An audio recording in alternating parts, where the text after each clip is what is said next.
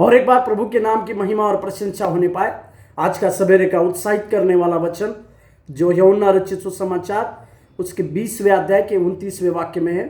यूहन्ना रचित सुसमाचार 20 अध्याय 29वें पद में लिखा हुआ है, यीशु ने उनसे कहा, तूने मुझे देखा है क्या इसीलिए विश्वास किया है?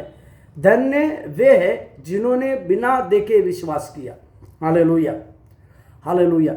ये बात परमेश्वर यीशु मसीह जब जीवित उठे, तीसरे दिन जब यीशु मसीह जीवित हुए, तो ये बात उन्होंने थोमा के अविश्वास को दूर करने के लिए कहा, क्योंकि थोमा ने इस प्रकार से अपने मन में ठाना था कि जब तक मैं उसके पंजर में जो जहाँ पर भाला मारा था उसमें अपना उंगली ना लगाओ, छेदे हुए हाथों में उंगली ना लगाओ, तब तक मैं ये प्रचिति नहीं करूँगा कि आप यीशु मसीह जीवित उठे। उसकी इस अविश्वास की बातों को परमेश्वर अपने प्रेम से किस प्रकार से करते हैं, इस विषय को हम यहाँ पर यीशु मसीह की सरल भाषा में, सरल प्रेम की भाषा को देखते हैं। यीशु मसीह ने इस प्रकार से उसको कुछ विरोध करके या किसी गुस्से की बातों से उसको ये समझाना नहीं चाहा कि मैं तीसरे दिन जी उठा हूं, परंतु उस थोमा को लेके परमेश्वर सारे जगत के अविश्वास करने वाले लोगों को एक सलाह दे रहा है। हालेलुया। प्रभु का तरीका क्या है? एक व्यक्ति को सामने लाकर सारे विश्व के लोगों को, सारे दुनिया के लोगों के लिए एक उदाहरण के रूप में कुछ बातों को कहते हैं। उन्होंने इस थोमा को कहा कि तूने मुझे देखा है, इसी के लिए विश्वास कर रहा है आज भी, परंतु वो लोग सचमुच में धन्य हैं जो बिना देखे विश्वास करते हैं।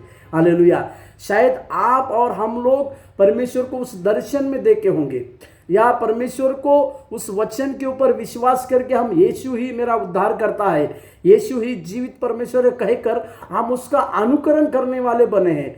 तो हमारे लिए यह धन्यता की बात है, क्योंकि हमने उस यीशु मसीह को बिना देखे विश्वास किया। इस लिखित वचन को अपने जीवन का आधार बनाकर, इस लिखित वचनों को अपने जीवन में अंगीकार कर हमने अपना जीवन यीशु के हाथ में सौंपा है और उसके ऊपर चल रहे हैं, उसके वचनों के ऊपर चल रहे हैं, उसका अनुकरण कर रहे हैं, उसकी दी हुई शिक्षा को पालन कर रहे हैं। इसी के लिए बिना देखे विश्वास करने वालों में आप और हम चले आते हैं। आज के दिन में हम इसी प्रकार से परमेश्वर को प्रार्थना करेंगे, प्रभु हमारा विश्वास और बढ़ाए। परमेश्वर आपके वचनों पर चलते समय किसी भी बात हो न पाए, परंतु आपके वचनों के आगे हम ना जाए, उसी वचनों के ऊपर स्थिर रहने के लिए प्रभु हमको धन्यवाद।